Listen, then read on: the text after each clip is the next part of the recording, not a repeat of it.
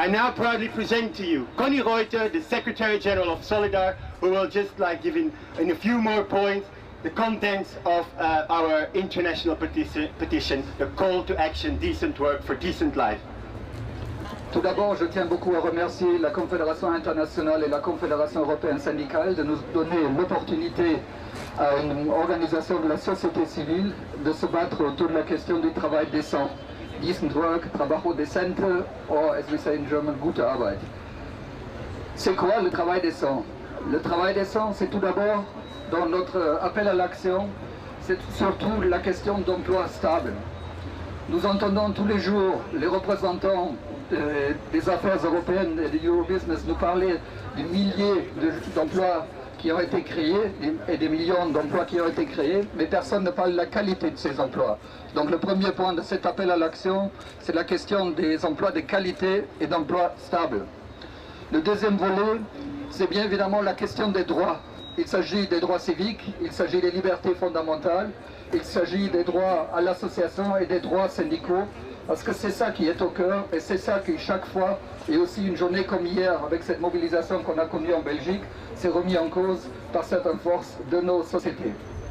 Ensuite, le troisième élément, c'est la question de la protection sociale.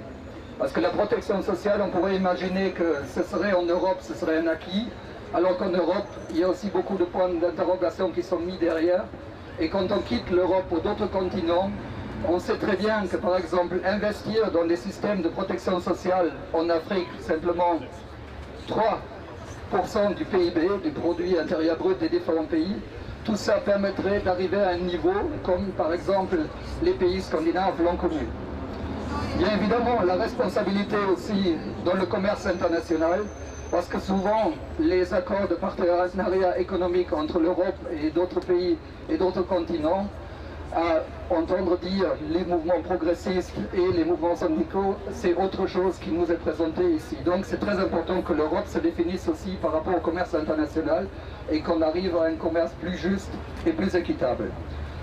La cinquième revendication, c'est la question de l'éradication de la dette. C'est aussi qui était au cœur de nos journées de mouvement et de mobilisation pour le Global Action Day Against Poverty, donc le mouvement global contre la pauvreté. Le sixième point, c'est la question de l'aide en général. On est loin des engagements qui ont été pris des 0,7% et on en a toujours besoin d'une aide plus efficace et qui soit aussi vraiment à l'aide des différents partenaires sur différents continents. Et finalement, la question de l'avenir de nos sociétés en Europe, qui est la question de la migration et de l'intégration, qui est le septième point de notre appel à l'action.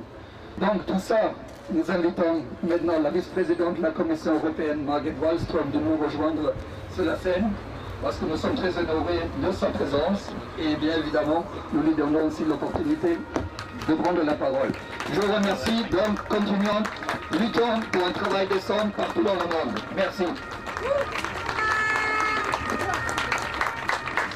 I just want, before Margot speaks, just to introduce her.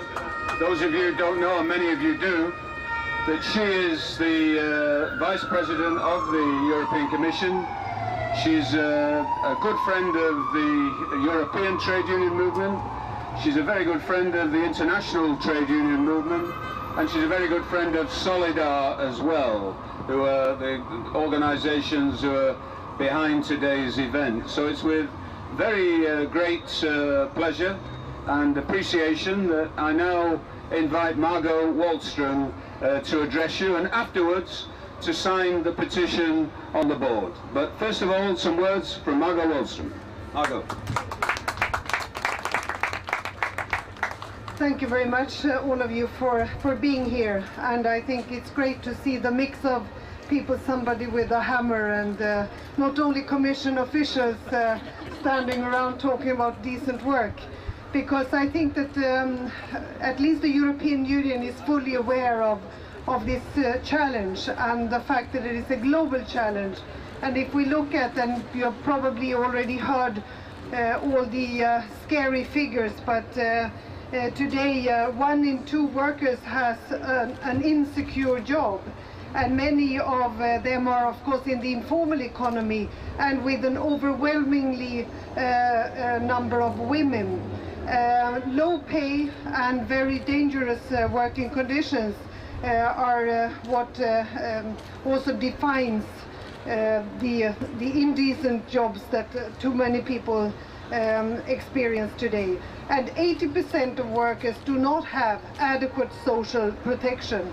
And to promote decent work, and to us it means more and better jobs with social protection, social dialogue and equal opportunities.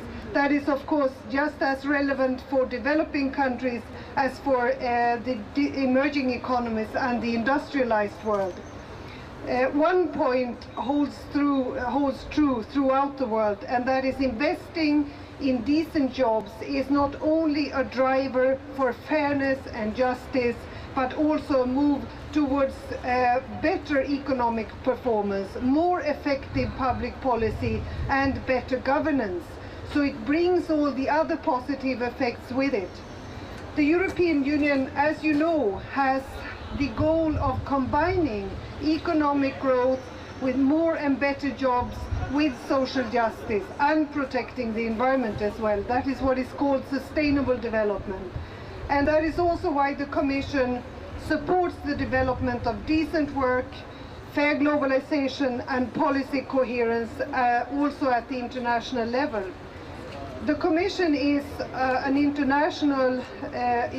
key partner of the International Labour Organization, and since 2007 all 27 member states have ratified the core labour standards set out in the 8 fundamental ILO conventions. The Commission has now invited all member states to ratify and implement also the other conventions. And leading by example, we think, will help the EU's credibility in promoting decent work on the global scene. I think that there is a growing interest in the European experience in areas of employment, social policy and equal opportunities. And this is again where we have to lead by example, to show the way. The European Union supports efforts to promote social standards and decent work through our trade policy as well. For example, when we negotiate free trade agreements, and through our external relations and development cooperation, we advance the EU's contribution to full and productive employment and decent work. Not to say that we are perfect or that we have succeeded in everything we do, but this is the overall objectives, and this is what we have to push for all the time. The promotion of decent work will not succeed without the support, the commitment, the dedication of all of you, of organized non-state actors who work with social justice and solidarity. So social partners, NGOs and civil society should therefore also have an increasingly prominent role in our policies. So we have heard your call for action, and the Commission will increase its efforts for decent work. We think that this will benefit women and men, workers and business, both within and outside the European Union. Thank you very much for being here today.